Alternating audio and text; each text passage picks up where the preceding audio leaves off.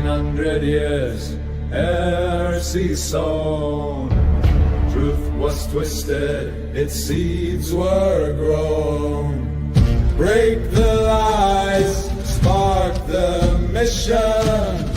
Welcome to Quranic Inquisition. Good morning, good afternoon, good evening, wherever you are. Peace of the Lord to all of you. Shalom, assalamu alaikum, namaste. Welcome to this new series where we're going to be talking about animals that show in the Quran. And we have entitled Quranic Park. So we have your guide for the evening. Kash, how are you, Kash? I'm doing well, JC. How are you, my fellow guide? I'm doing well and looking forward to this one. I'm sure you are too. So would you be so kind to tell us what incredibly massive animal we're going to be discussing today? It's not really massive. In fact, it's like the opposite of mass. It's the opposite of the camel. So we start small, we'll end big. So for today, we'll be discussing the mosquito. So you see, this mosquito occurs one time in the entire Quranic text. And we're going to be looking at that one instance today and looking at if truly we are even looking at a mosquito. And it's being foreshadowed here in the image, but we'll take it step by step. So this is the surah that we're looking at. It's Surah 2, Ayah 26. In here, we're going to read through some of these sin translations. We're looking at Sahih International, Pickthall, and Yusuf Ali here. I'll begin with Da'if International, reading, "Indeed, Allah is not timid to present an example, that of a mosquito, or what is smaller than it. And those who have believed know that it is the truth from their Lord," presumably this mosquito. "But as for those who disbelieve, they say, what did Allah intend by this example? He misleads many thereby and guides many thereby. And he misleads not except a defiantly disobedient." Okay, so that was Sahih International. What's your first impression, JC, about this friendly neighborhood mosquito here? Well, every time that I think about this verse, I remember the Christian prince who normally makes fun of the animals in the Quran when he's talking with Muslims and says, why is it that there are so many animals in the Quran? That you have, obviously, the camel, the mosquito, and elephants, birds, the whole thing. Is like you have a zoo. So every time that he makes fun of something, it's generally the case that there is a problem. And the thing with mosquito, it yes, it sticks out like a sore thumb. It's like an itch that you cannot scratch.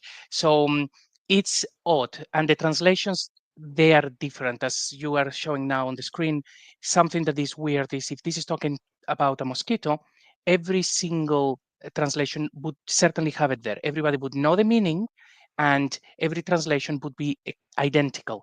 But we see that that's not the case. They are very different, which is very sus. Yes, and so Pickthall, we see at least something in terms of the word we have in red there at the top being translated at least to something. In Yusuf Ali, on the other hand, we see essentially just this things. That's how it's translated effectively. Things.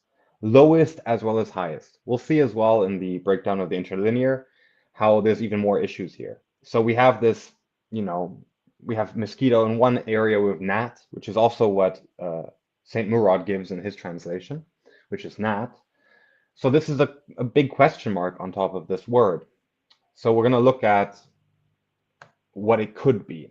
This is what we're told is the root. Actually, if I may, just another thought about this, that the fact that they don't have an actual word for mosquito that they all recognize and they can translate is really unusual. I mean, these are supposed to be people in Arabia. They are very, they know what mosquitoes are. They are a very, very common insect. So it's maybe the problem is that this root is something, there is a problem with the root. Like it's something a little bit unusual, because otherwise, really, everybody who speaks Arabic would know the word, write it down. The translators would follow suit. But maybe that's actually not the case, and the root happens to be a little bit unusual in order to arrive to this mosquito that confuses everybody. That does seem to be what we do see then when we look at Mm. the supposed word. So on the top right, we can see here what is the claimed root, according to corpusquran.com, for this word we're seeing in the manuscript highlighted in the yellow. So as you can just, if you just took a look at this manuscript here, what I would say is, the way I would look at this is, okay, we have a consonant in the front, then we have many consonants after, at least, so we have 4 after, so presumably it would make sense, therefore, to assume that you're looking at a prefix rather than the first consonant being part of the root. But that is what we see in the claim. The claim is that this root in question is actually the ba, ein, dade. Another problem, of course, is that there is no dot for the dade. So this, on all accounts, is a sade, according to this manuscript. Of course, the case is that some of the diacritics, not others, they came far later, and therefore early manuscripts wouldn't distinguish, but that's further evidence to the point that this is most likely not meant to be read as a dade. But anyway, so we're told this is the root, ba, ein, dad. And if we look then on the table here, this is what we can see as being the word for mosquito in the Hebrew, Syriac, and in the Gez. We can see the consistency of this, effectively the root being the Y, T, and then sh. So yatush, yutusha, yatush, it's pretty consistent, right? You can see how mosquito is firm and attested across these Semitic languages from all the way up north, all the way down to even past Yemen and Ethiopia. So this is pretty consistent. So you wouldn't expect such a feelingly random. There's no similarities whatsoever between these two. Well, the consistency of the yatush seemingly root, and then this baduda, bauda, this word for mosquito in the Arabic. So what I would put forward, if we were looking at like the way I approach these manuscripts when I'm looking at what the root of a word would be, is firstly, one, marbuta to me is orthographically made distinct in order to identify it as not part of the root. So I can identify that as being not in the root. So the sadde would be the final consonant in the root. So to me, if I'm looking at this, I'm looking at a prefix consonant and I'm looking at an ein wa sadde root. So if we go forward, I'm going to propose that we should actually be considering the root as ein wa sad, not what we had here as the ba ein dad. If we look at this root instead, it's not that well attested across the different Semitic languages. We see a meaning of to counsel, to take counsel in the Hebrew.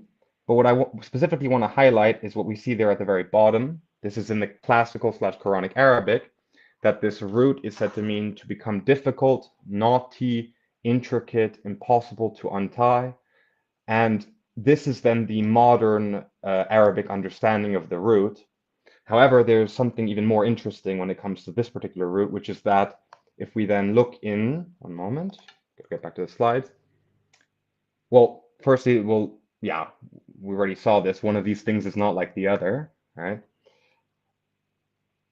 So that's what I wanted to show here. On the very bottom, you can see that the Proto-Semitic is actually far more interesting than the Quranic Arabic, because the Ein Sad and also Ein Wasad, we'll see that in a second as well with the source, that this root is attested in Safa'itic inscriptions as having the meaning of experience severe difficulty, more specifically to experience hardship, even so far as to be suffering, to have hard life. This is the meaning then in the inscriptions we can see attested with this root used, the Ein Wasade root.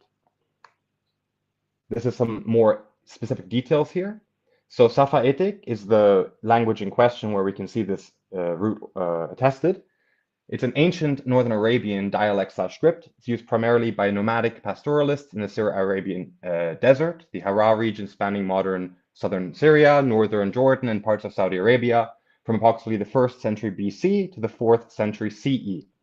So that's then effectively 2 to 3 centuries then before the rise of the Quranic textual tradition.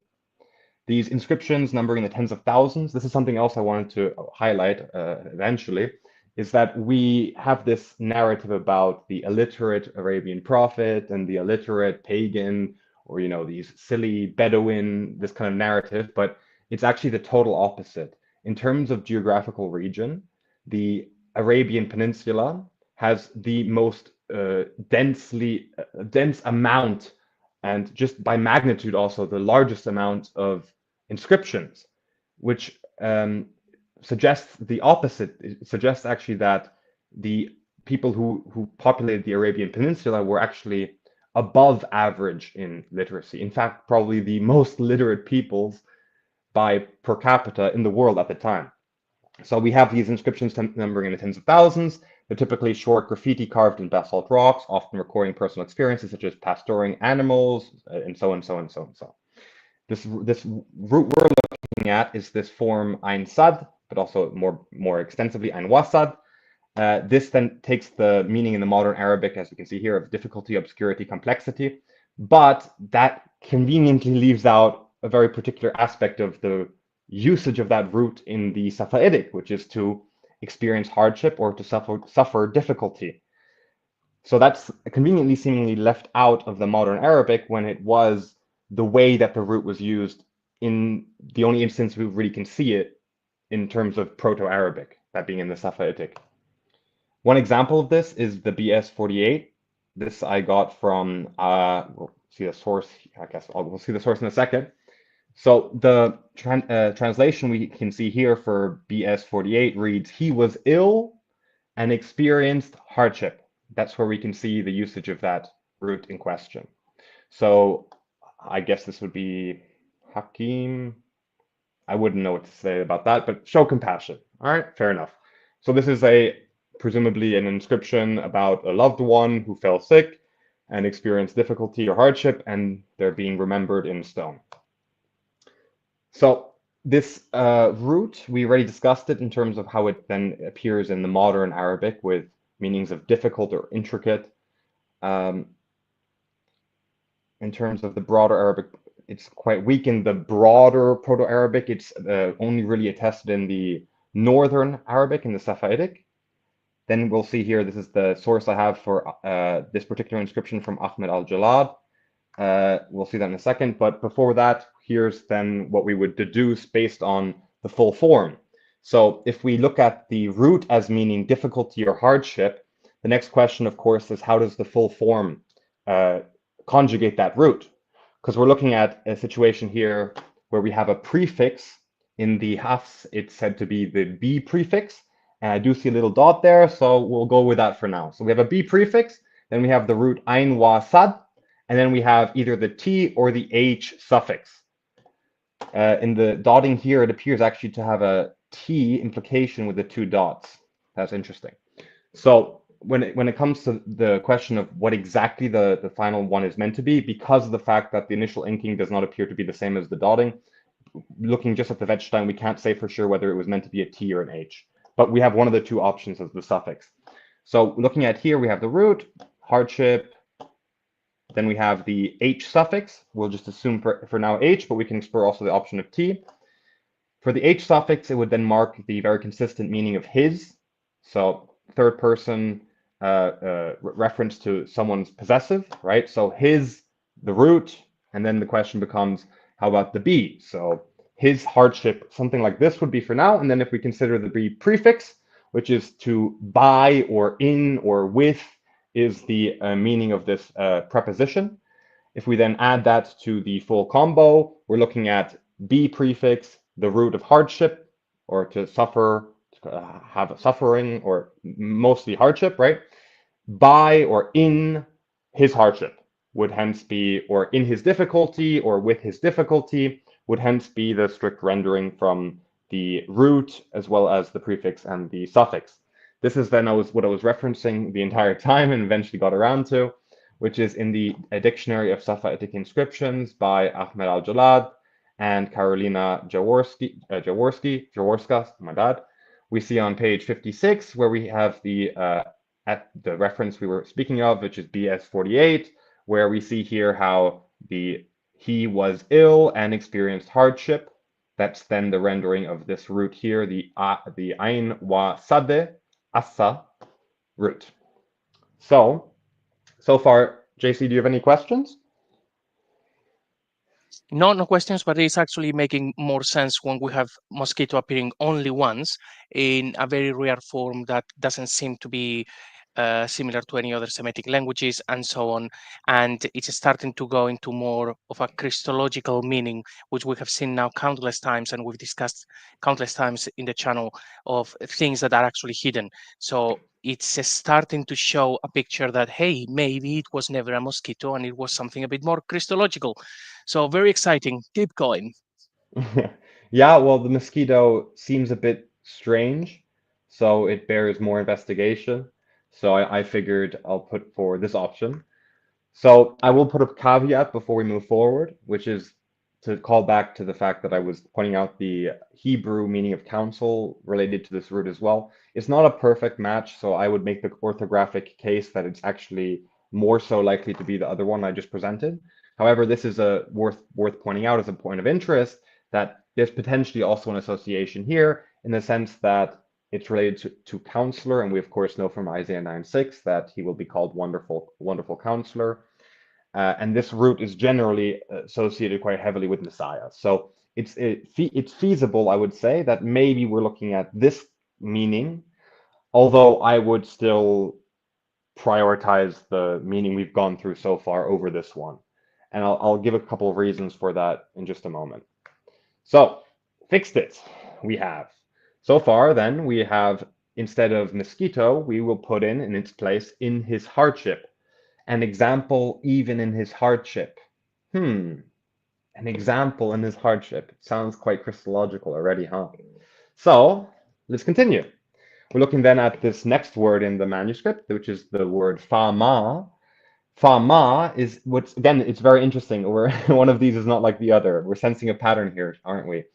If we compare how fama is seemingly, relatively consistently translated, where fa indicates this kind of like so or then or hence, this kind of like prepositional word, and then ma meaning what, right? So we see in these other translations, just just a quick example, I snippeted out, there's many others, but you see this kind of so what, right? Then you have then whatever, then whatever, but what, right? But then you see for the case we're looking at, the way that they translate fama in this instance is radically different, right? So the first thing you'll notice is somehow it means and, right? Somehow and is also part of this word, even though and is actually the word wa, and that's strict. You don't just, invent a new word that means and, right? So anyway, so this is a very um, it's a totally out of nowhere pulled meaning. There's no justification for this, so we should go with what the standard meaning of fama is, which is something along the lines of but, so, then, what, right? So what we'll do here is another one of these. We fixed it again. So instead of reading and even something, which is absurd, we now have so what, and then is by implication. We can put that in there for now. So we're already starting to see a different verse be put together. An example, even in his hardship. So what is above it? Oh, it makes it seem more like the above it is acting as a rhetorical device. So it's actually asking a rhetorical question, presumably. Potentially. So let's have a look at, after now that we've rendered these parts so far, let's look at some more sin translations, particularly in how they've been rendering this particular set of words. We already looked at it in the beginning. However, I want to highlight even more of them, right? So, for example, in Pixel, this is just something with all these question marks I put there because I couldn't even compare what Pixel translated the section as because he doesn't even put it at all, right? We read in Pixel, Allah disdaineth not to coin the similitude even of a gnat. Those who believe not. Whoa, whoa, whoa! Where did that part go? The whole fama, faukaha. I can't pronounce that, but you get the point.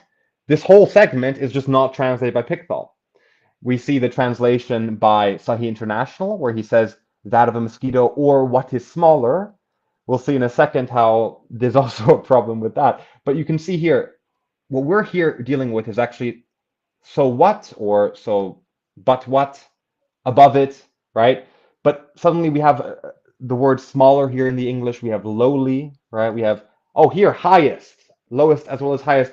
They're all over the place. There's no consistency of translation for any of these words in question. Everyone makes up their own thing. So that's what I would put forward as being the proper rendering of these two parts. We'll see here the cope I was talking about. So the footnote here on the top here, this one, when you click that in Sahih International, what you see is this, where the footnote is addressing why it's being translated as smaller. And it writes here, literally, above it, which is what we see here, which is the literal, confessed that, meaning of this, the orthography, literally above it, i.e. greater in smallness. Oh, alhamdulillah, right? So because this is the logic here, above it, when it's in reference to a mosquito, because a mosquito is definitionally so small, then to be above even that of a mosquito is actually referencing to be above in smallerness. Okay, man, whatever, right? So this is just not deep. It's just not profound, right? Another example was this second one from Maududi. On this this footnote here, we see the explanation by Maududi where he says, here an objection is indirectly refuted. At several places in the Quran, spiders, flies, gnats, and so on are mentioned in order to elucidate certain points. Opponents objected to this on the grounds that such objects were too lowly to find a place in the Book of God. They indicated that had the Quran indeed been a revelation from God, it would not mention such trivial objects. So actually it's refuting them by saying, oh, we would even refer to trivial objects like a mosquito. Okay, guys, sure. Well, yes, on that, I don't think that that is an argument that, for example, Christian apologists would actually use. They wouldn't say, hey, why do you have such small things in the Quran? It's like, no, the Quran can have anything that it wants. The point is that it doesn't really make any sense. And when you look at the translations, they really don't make any sense. And these people, they knew so. So they actually try to fix it by having these words and trying to make sense of it. Now, you said that above it, it takes sort of more esoterical or metaphorical meaning. And before a moment ago, because it was talking about a mosquito, above it has to be a physical thing. So people will struggle. Okay, so above a mosquito, what is above a mosquito? But it flies a lot.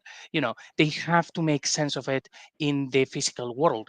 But if you are now talking about hardship, and you then start to understand the sentence, it starts to take a completely different meaning, which is, well, what is above his hardship? And any Christian would be making the connections that this is talking about the passion. But just because of that, all of this is coping. Also, when translations are incredibly different, would be because there is something like, for example, an idiom, and then the translators would say, this is an idiom. You cannot really translate this word for word into English because it is very specific to Arabic. But this is actually not the case. This is not an idiom. It's just something they couldn't understand. Copium. Right, it's not that these words are like they couldn't figure out how to translate fama, right? Of course they could. It's just that they translated a certain way such that it would fit with the whole rendering of mosquito and so on and so forth. That way the whole sentence can make sense in how it's written and how it's being understood today. But what if that's incorrect? What if it's being read wrong? Then we would be looking at potentially this understanding instead. So I put together, based on the Murad and some re-rendering of what I would put forward is rotten roots and just copium, right? So these Arabic words exist in modern Arabic, but that isn't what the original text was hinting at because it didn't exist at the time when the text was written, basically. So instead, then we would read for Surah 2, Ayah 26 now. Surely Allah does not shy away. And I want to actually, before we continue, of course you can read it already, but I want to highlight the whole idea of, does not despise in some translations. He does not despise to do something. He does not shy from. This is what Murad gives. He does not shy from doing something, right? So if it's hinting and it's calling upon like God not being shy to do something, what comes to mind, is this kind of conversation that's always had between Christians and Muslims in regards to, well, sure, maybe God could enter his creation, maybe God could sacrifice his son, maybe God could have a son without, maybe God could, but he wouldn't, right? He wouldn't do that. It would be below him, right? And this kind of language is what you would use to refute that. God does not shy from, right? It's not below him to do. He does not despise it. He doesn't shy from it, right? So God does not shy from drubbing a likeness in his hardship. So what is above him? It was translated before as above it, and the reason why is because there's ambiguity between him and it. So this is how I'm rendering it, because in his hardship would not be referring to Mosquito, but it would be referring to a person who is Christ Jesus, who is God in his hardship, where he humbles himself. He doesn't seek equality with God, something to be grasped, and so on and so forth, right? So you can see a very New Testament image already forming here. So if we read it now fully without me, constantly stopping, surely Allah does not shy from drubbing a likeness in his hardship. So what is above him?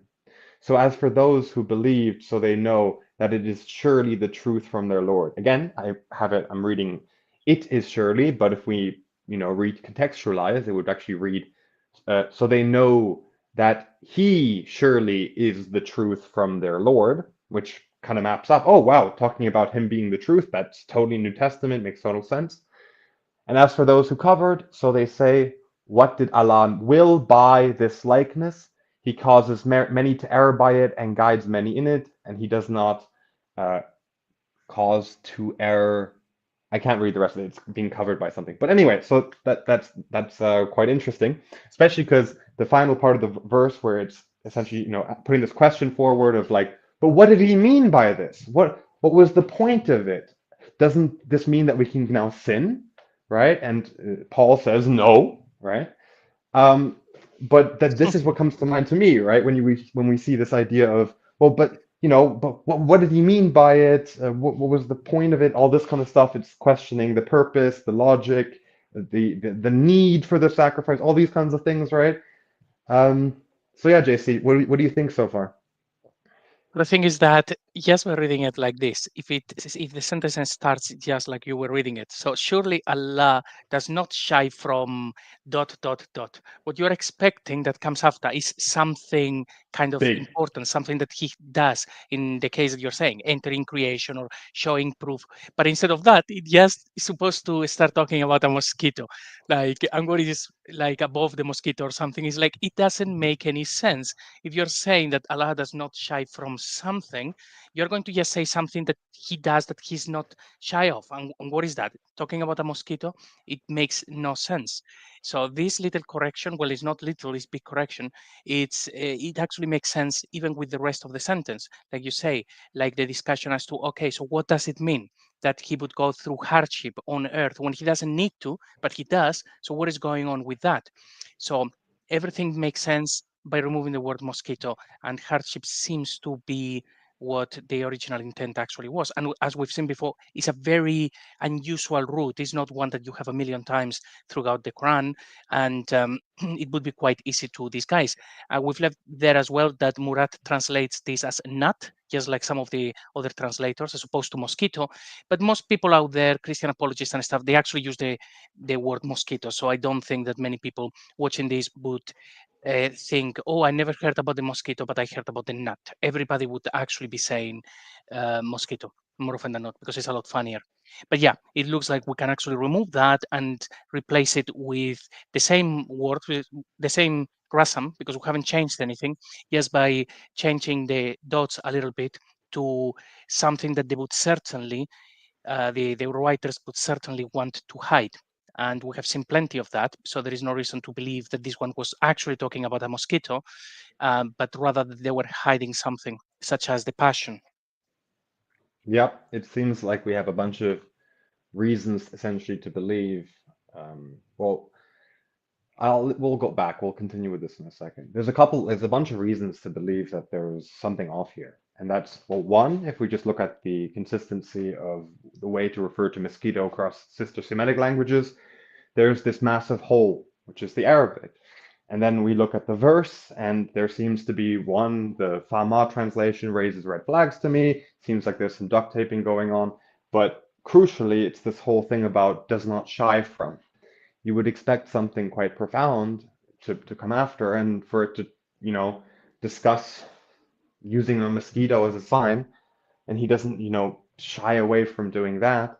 It can be fixed up by Maududi in his note by, this is a refutation by all-wise Allah to the polytheists who said, why does he talk about mosquitoes? Oh, he talks about mosquitoes. Get refuted, kafir. It's like, sure, that's one way to read it, but if we're comparing readings and we're saying, okay, is this more likely to be the root when we're looking at, for example, if we go back, just looking at the way that the root is supposedly there as, which is, go all the way back here. This is supposedly the root, but this is it's so awkward in terms of the orthography. You wouldn't put together this root, essentially based on my experience, I'm getting kind of familiar with how you identify roots in terms of the earliest Rasim. And this is not the approach you would do. You wouldn't Yeah. take what is very evidently a prefix and that be the first consonant of root, and then you would skip over the wa, right? No, not feasible. Yeah, what I would add is that by looking at that root in manuscripts, and we have looked at so many, the first instinct would be that the root is ein wa sad. That would be the first thing. You look at that and says, Yes. oh, so we have that root with that prefix, with that suffix. That's it. It appears all the time. So you wouldn't actually first conclude, oh no, this is actually talking about a mosquito. Like that would be the second thing that you do if you cannot actually figure it out first. But Well, it you would actually have to stands also be out. told. You would have to also be Yeah. told that this root even means mosquito. And also, you would be missing the dot. So if someone looked at this, of course, there's this nuance of, okay, when were the diacritics added? Was it intended to be a sad or a dad? But if we just look at this right now, we have this in front of us, guys. This is, I think, like a 750s or a little bit earlier Wettstein manuscript. It's relatively early, but not the totally the earliest, right? But even here, if you just look at this, you would not assume it's actually a ba ein sade root with a feminizing suffix, or the t suffix, and then the wa is there to pronounce, and it doesn't actually relate to the root or anything. No, the early Arabic script was an orthographic script to identify roots. So they would not have done it that way. And it's also just not attested, right? Like essentially the word mosquito as being this word is invented by the Quran. There's no beforehand, this was how everyone referred to mosquitoes in the land, over there and blah blah blah. No. This is emerges from the Quran. So therefore it's even more suspect. So it's natural for the root to be read like this. Then if we look at the Proto-Arabic, and it's well attested into the modern Arabic, but it drops its meaning of hardship. I find that personally very suspect. I see that a lot, where Arabic roots seem to have the very crucial Christological meaning of the root, conveniently, pushed aside, and they highlight some obscure, sense of the root. It just seems to be a pattern. So I think that I would say at least fairly clear that at least it's not a mosquito, right? If it's potentially this whole idea of take counsel or so forth, maybe, I can see that maybe being the real root here. However, I would push back and say, firstly, it's not as close it doesn't match fully in terms of the orthography, the same way that this Ain Wasad from the Proto-Arabic, the Safavidic would. And secondly, it would be kind of weird to say he does not shy away from putting an example in his counseling.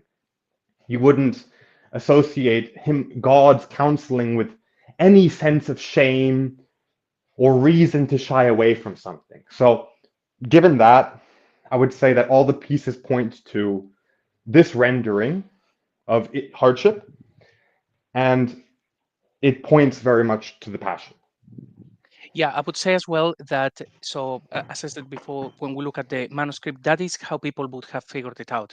They would have thought that the root is ein wa sat, and then there is the prefix and the suffix, and that would be their conclusion. If they go with something else, it's because they are struggling, they want to hide something. Maybe they're thinking, no, this cannot be talking about the hardship of Allah. Maybe at that point they already think that Allah is up there in the heavens and doesn't suffer or anything of the sort, and they have to remove it. But there's another example. This one is fresh in my mind because a friend actually made a comment on another video, which is Badr. So when we look at Badr in the Quran, it actually has the prefix ba, so it's bi Badr. That's actually how it is. But they don't say, oh no, hang on a minute, that initial ba has to be part of the root and something has happened here and is a ba, and then the second peak is a ya. They don't go for that. They say the initial has to be a prefix because then you have 3 consonants. So if you have 3 consonants, that's the root, and the previous peak, the ba, is going to be a prefix. This is how they would have concluded. In the case of Badr, they would say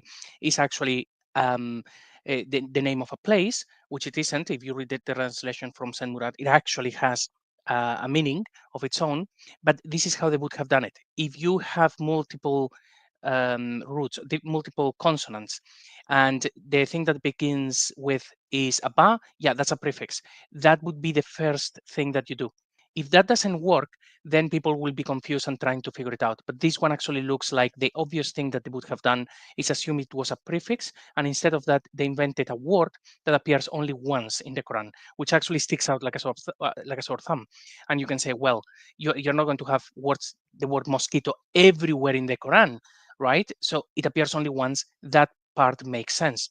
But it looks like it wasn't even there to begin with, and they forced the meaning because they didn't want you guys to read these things here in red. That would be my 2 pence. Yeah, I think it's. I'm very happy with this rendering personally. I think it's very cool because what you start with is that image I had in the very beginning here. Let me see if it's worth the trek all the way back. It's basically this is what we're looking at actually. What we're looking at is an instance where the original text appears to be pointing to the Passion. So that's why I'm representing that with the image of Christ carrying his cross up. Well, I guess it's not necessary. He's carrying it into the jungle, it seems, but Quranic Park, a little different here. But the whole crowd is completely enamored by this mosquito. People are writing tafsirs on it. It's like, guys, look to your right. Okay, guys? He's right there. He's been under your nose the whole time. He's been in your book the whole time. You just haven't seen him. Because you've been, told this is how we have to read it. This means this in Arabic. Why does its root diverge so heavily from the Hebrew, Syriac, Gez? Well, that's, the magic of the Arabic language. That seems to be how the whole story unfolded. So, yeah, I think that we're looking at a verse where it was said to mean mosquito, which there's so many issues with that.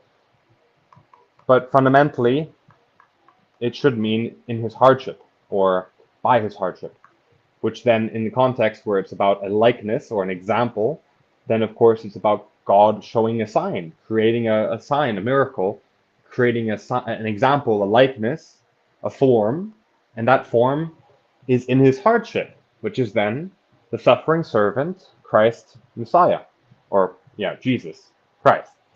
So we're gonna do a little bit of point of interest here in terms of this root, because essentially when we're looking at this word mosquito, we're saying, okay, it looks like the root is actually Ain Wasad, and they just totally copium fabricated the entire mosquito meaning, so therefore the next domino is therefore to look for other instances of this hypothetical root in the Quranic text, which themselves were potentially obscured.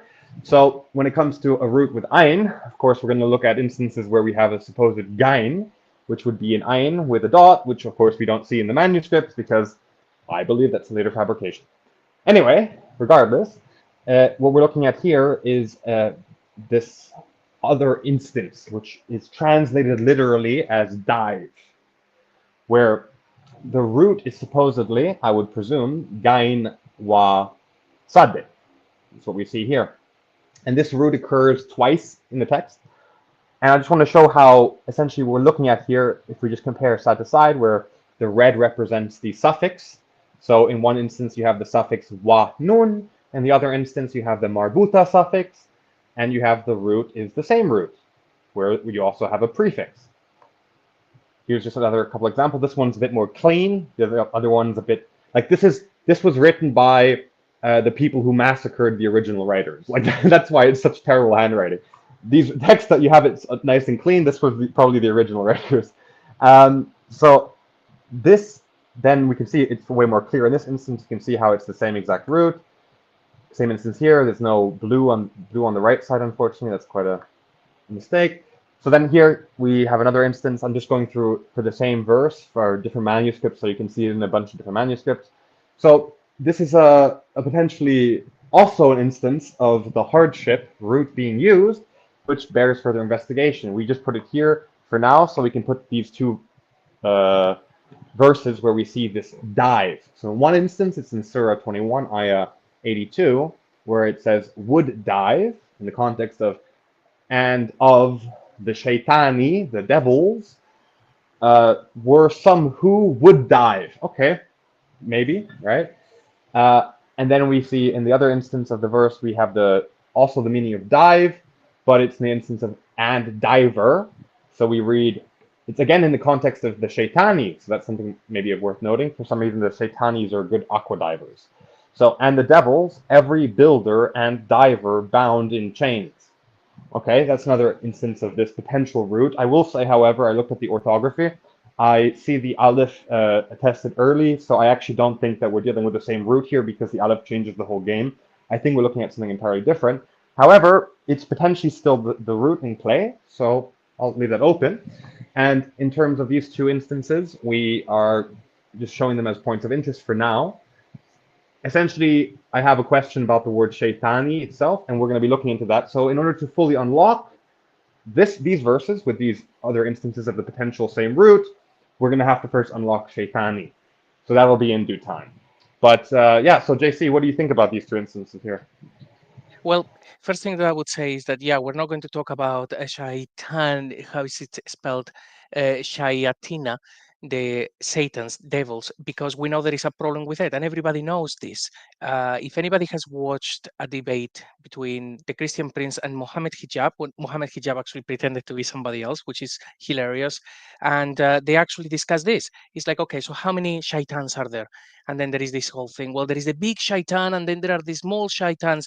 All of this happens because of the Quran, because they have these problems. So we have shaitan is supposed to be one and his name, and that's it. But then you have shaitan or shayatina, satans. It's like that doesn't make sense. You cannot actually have a plural in there. Plus you have the jinn, plus you have iblis. You have quite a few words that actually tells you clearly, hey guys, you didn't really know what to write down here, and you have made things up. So we know that there is a problem with that, and Kash and I, we are exploring that one, so we will get to the bottom of it. We know it sticks out like a sore thumb, so it's certainly not going to be devils. But if we look at the options on the right-hand side, as well, just like Kash has said, if you are talking about devils, like flaming devils are not famously comfortable diving, or at least I don't think so. They're not good with water. So if you can actually click once, please. So when we look at that, and the reason why this appears in this manner is because we have at the end of this sentence is bound in chains. So something is happening and it ends with bound in chains. When we go one word up, it would be blah, blah, blah, and diver bound in chains. It's like, okay, what would make more sense if the end of that sentence, although they have their full stop, but there is no such thing as stops in these manuscripts, would it make more sense that the word right before it is diver bound in chains, or would it be hardship bound in chains? So we see that it is now more likely that the original meaning was something to do like that, something to do with hardship as opposed to diver, which makes no sense. If we go one up as well, that word, no, sorry, I didn't actually put anything in there. Okay, so builder, there is the word builder and diver bound in chains. Okay, the word that they're using there for diver, it has a hamza. That is the first thing that we notice in that word, and that has to be removed in order to read the word. It is very close to bani, banu, the same root for children. we have to investigate that, and we haven't actually had a full case here because we were talking about the word mosquito only. But if we are trying to read that in a way that would make more sense, and it's talking about children and then hardship and then bound in chains, the reader would begin to think that, hang on a minute, is this maybe talking about the children of Israel being in Egypt in slavery? Or could it be something to do with the people that actually followed Jesus after his resurrection and they go through hardship? What is it? So it would certainly make more sense than having a sentence that has this builder and diver and then bound in chains. You have the problem with shaitan. So I would put forward that it makes more sense that the word before bound in chains would be something to do with hardship as opposed to something to do with a diver. Also, when we think about how all of these sentences are being put together, we saw the word mosquito and it looks like they got the root wrong on purpose. Okay, so once we know that is when we can actually go to the rest of the Quran and say, hang on a minute. So now that they have misused that root and it only appears once as mosquito, which is not the case, what is the root? Okay, ain wa sat. Right. Does the Quran, as we have it now, lists anywhere that root, ain wa sat, or any other combinations? By the way, that one up there it says ain is gain. Same difference, like Kash said, there is no dot. Or gain wa sat. So do we have any? And when we look at the Quran, there are only other two places where that root, according to the current Quran, they appear. So now we don't have one word to look into, which is mosquito, but we have three. And when we say, okay, it looks like the original meaning of that root is something to do with hardship, we go to the verses that the verse that talks about the mosquito, hardship makes more sense. We come to the other two verses and they sort of make more sense. Certainly the one on the right, the one on the left needs more unpicking. And as we go through, we will find more like a much clearer case as to what the other words mean. But I think what happened is if you have one word in these manuscripts that you have to hide, you start by thinking, okay, so how do we read it based on this rasm to change the meaning? So that is step number one.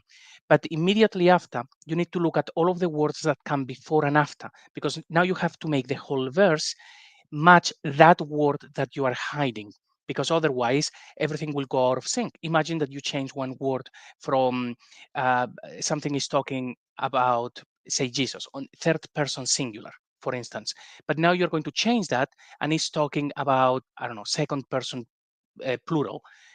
I'm just making this up.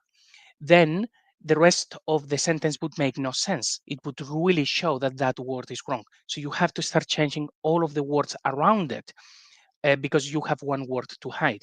So when we look at the example here on the right hand side, you would end up with words like builder. Why? Because the next word has to be diver. So exactly, and like Kash is showing, we have a Hamza. Now, Hamzas didn't exist when this was written. They are inserted much later. And just like we've shown in cases like famously the Quran, like the Hamza is added in order to change the meaning so that you don't see what is actually written in there. The same thing happens in there. You now are going to have a word that is diver. So imagine if the previous word is something to do with children. And then every child and diver, people will be like, sorry, why are you doing that jump? What have children to do with a diver? Hmm? Just as an example. So this is something as well that we're finding. There is a word that they're really trying to hide. And when we get the meaning, we look around it and we see that there is a lot of dodginess going on. This one, this meaning of hardship seems to be like quite interesting because just going by the Quran as we've explained, it seems to actually fit better than what we have there. That being said, we have actually put the caveat that the word, if it was taken from Hebrew, it could have been something else like counsel, which it would also lead you in a direction that the authors of the Quran, or rather the scribes later, didn't want you to read. So that would still make sense. But uh, as we actually dig into that, we see what happens. Maybe this one, like Kash said, they end up hiding something different, and it is not this root, it is not hardship, and it is something else. But for now, because the Quran, the Quran stance says that it is the root gain wa sat, it's like fine. Let's actually take you at your word. oh, look, it's actually about hardship, and now it makes sense. So a few caveats, and as we go through, we pick more words, and everything will make more sense. So we're going from words to sentences to verses to full surahs. So still going through as many words as possible. Does that, Kash, did I explain that correctly? Do you think, has it made sense? Yes, and Maybe not. I Yes. was, while you were talking, and I was looking at this word right here. JC, does this do you recognize what I'm hovering over right now? Mim kafra. Mim kafra. No, No, tell the me. number 2, 3, and 4. What are the second, third, and fourth consonant here? So with kafra, as in Quran. Yep, this is the QRN root. Mhm. So this is actually Karnain, right? If you get rid of the mim, you actually have, if you replace the mim with dul, like the possessor, right? You have actually Zulkarnain there, Qrnyn. So that's worth having another look, given the fact that it's this very crucial root. I don't know why it never shows up. Maybe I guess because look, if you have this full coloring on Corpus Quran, it's because they're pretending like the root isn't the root. They like basically make it like a frozen word where you have all the consonants as being part of like a standalone form. So that's gonna be something worth investigating. I just saw it right now. That's cool. So anyway, yeah, it might just entirely have nothing to do with the whole bound in chains gobbledygook potentially. But yeah, that's something we'll have to see in due time. So to summarize, what do we have? We have that there's this mosquito that appears only once in the entire text of the Quran, that the word is formed using the prefix as part of the root, which is abnormal, and you would never assume, just looking at the manuscript, you'd have to be told to read and understand it in that form. It hides behind it a word associated with Christ, probably the Passion, and if it's the caveat of counsel, it would similarly also be related to Christ, but not necessarily passion. But like we said, given the fact that it says shy away from or does not despise, the implication would be that it's talking about the lowliness of the suffering servant rather than the amazing counseling of the suffering servant. Uh, when we're looking at the root with different diacritics, another rare entries are revealed. Other rare entries are revealed. And said entries are also concealed, this time through diacritics instead of reading the prefix as part of the root. And that was the instance with the gain, which again, we do have to fully, basically when it comes to this work, you can't just re-render. The word will not make sense if you just re-render the one word. You have to re-render the full context of the verse, because all elements in the verse will have been, if the thesis is or the hypothesis is correct that this is a corrupted interpretation, it should all map together. All the pieces should fit together nicely, and it should be coherent. It should be compelling. But many times, what you'll find is you have to go through an entire verse and do the due diligence on each word, such that you can find the most likely coherent actual intent of the authors. So, JC, you have any last thoughts? Yes, yes, to say that all of this is very similar to a degree to the work that Christoph Luxemburg did. He obviously zeroed in on words that early scholars just didn't understand, and they actually had different renderings. It's exactly the same slide that we were seeing at the beginning, where some people say mosquito, other guys say gnat, other people don't even write the name of an insect at all. It's like he would do something like that, but in the Arabic. So going by the original tafsir writers, the first scholars, when they didn't agree on something, he would then zero in on that and say, okay, hang on a minute. If these guys didn't understand it, that means it was not Arabic from the region, there is something else. And that's why he puts forward his thesis of the book being very heavily Syriac. This is exactly what we've done. Instead of going through the very early sources found in Tabari, for instance, what we are doing is we look at the Quran and think, does this make sense? If it doesn't, there is something behind it. And so far, almost every time that we have found something that really sticks out, like you can almost feel it. There is something wrong. The translators often get things really, really wrong, like we've just seen. What all of those things are like signs pointing at an actual problem. And when we dig into it, what we find behind it so far has all been very Christological. That's why we've had all of these sessions showing that there is so much of the Quran that is, for need of a better word, Trinitarian, talking about the Spirit, talking about Jesus. But the way that it is rendered, instead of that, you end up with something that is silly, like the backbone and the ribs, like the whole thing with the Sabi argument. And now, even with animals, there shouldn't be that many animals in the Quran. You would expect to have maybe, the cow, camels, maybe a donkey, and a couple of other animals. But there is a lot. What is an elephant doing in there? Why are there birds throwing stones in there?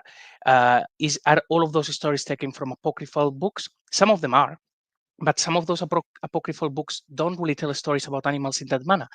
The ants, I don't think that Solomon talking to the ants is in an actual apocryphal text. So we know, okay, so ants doesn't make sense. We need to actually have a look at that, and so on and so forth.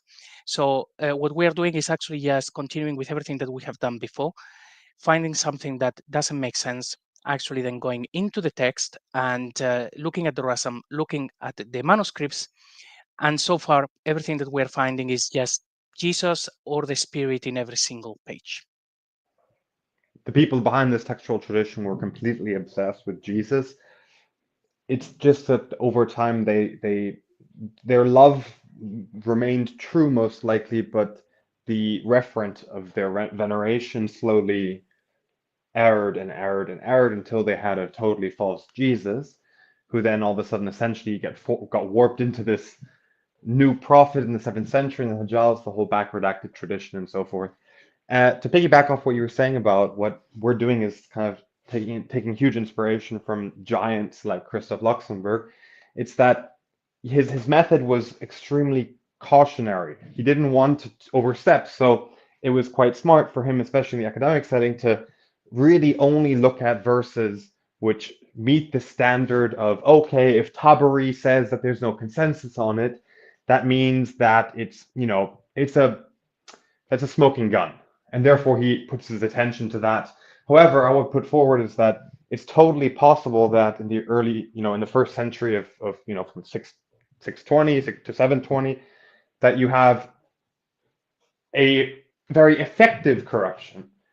That way you get a total consensus by all the scholars that come later on what the meaning of this is. So for example, they may have all been in consensus that this means gnat or mosquito or some kind of small bug, right? They could have all been in consensus on that, but it still doesn't mean that it's a valid interpretation, in the sense that it's still unattested, and it basically is, people citing themselves. This is what it means. Who said so? My buddy, and he also referenced me, and so on. Right? That's most likely what we're dealing with. It sort of reads it into reality, right? So even if there is a consensus among the scholars, it doesn't actually mean that therefore we should not look at that verse, right? These are false negatives then. So anyway, point being is that we're trying to take what groundbreaking work that Christoph Luxemburger did and just mass apply it to everything in the Quran, such that we can, maybe see how cool this original textual tradition was, and see how obsessed they really were with Jesus. Because so far, I look left, I look right, no matter where I look, it's just all about Jesus. Once we realize that, we look at the Quran and we see, okay, these verses here, they don't make any sense. But we keep reading the standard Islamic narrative into those verses. Once we realize that that's not there, we look in a bit more detail and it's like, yeah, they're hiding Jesus. And actually, like you are saying, that even if the early scholars were to be happy with a particular interpretation, that doesn't mean that it is correct. Like we have it on good authority, the table, as we've discussed here on the channel as well, that by the time that we got to John of Damascus, they were already reading that as a table, but they didn't even have diacritical marks at that point. But they were already reading it in a manner that made no sense. It's not talking about the table coming from the heavens. So yes, you're absolutely right. Even if there is something that all of the scholars agree that this is what it means, we need to think, does it make sense? Does it make sense though? And if it doesn't, we look into it and see what happens. This one was quite an easy one to do to a degree, because they didn't agree. The translators didn't agree. So we don't really have to make a very strong argument as to, oh, well, they agree, but they were all wrong. It's like, no, the translators couldn't actually understand this word either. So there. Yeah, so then we're going to be looking at more and more animals then as we move forward in our expedition of Quranic Park. We started today with the lowliest of insects, the mosquito, which turns out to be also quite a lowly image, which is that of the passion, but lowly in the sense where, like we see in the re-rendering of the verse, so what is above it, right? He would not shy away from putting forth a likeness in his hardship. So what is above him? What is beyond, elevated above his suffering servant? And the answer to the hypothetical, or the rhetorical question, so what is above him? Of course, the answer is nothing. So that's what we have here. What was originally the mosquito, I put forward that it's talking about the passion. And I'm looking forward to looking at this QRN route just because it's related, but that's going to be something for the future. So we hope that you all enjoyed this, Tracy. I think you're going to look at QRN like immediately, actually in the next 5 minutes. So I'll let you go and actually do that. That's great. We will be back on Thursday to talk maybe about more animals, maybe about other topics, because we have lots of things to discuss. But certainly there are quite a few animals that we want to figure out. Some of them we already think we know the answers, so we're making those cases. And thank you guys for watching. If you have figured out some of these animals and you think you know what they mean, make sure that you actually drop us a comment and say, hey, when the Quran actually talks about this, this is the case, and it's something else. Maybe it's an animal that we have figured out, and if we haven't, well, you can actually save us a lot of time, and it's phenomenal. And if you figure out a couple of them, maybe you actually come on the show and actually show us, save us time, show the community, and like this, we don't have to reinvent the wheel. So, Cash, I think we're ready to call it a day. If you would like to actually say some final words before we switch off. Thank you all for paying attention. I think this was a really cool and interesting little mini case. And I look forward to all the people interacting in the comments section. I was very encouraged seeing how our last stream, or second last stream, had such a great audience engagement. I thought that was super great. So yes, please do us a favor if you happen to be listening at this point in the stream and haven't subscribed, please do subscribe, like the stream, comment your thoughts, and to reiterate what you were saying, if anyone feels that they already do have an answer for one of these animal-related, verses, then please do write about that. And if you haven't thought about this question but feel like compelled to do some investigation, please do that as well and let us know what you find. Thank you all for watching this stream, and we'll see you then on Thursday. Right. Thank you very much, Cash, and thank you very much, you guys at home, for watching. Let us know your thoughts about these animals. See you soon, hopefully this Thursday, when we maybe talk about animals or something else. Until then, God bless you all. Have a good time, and see you soon. Bye-bye. There is only one Quran, right? Every Quran in the world is the same. That's what you've been told. You have been told a lie!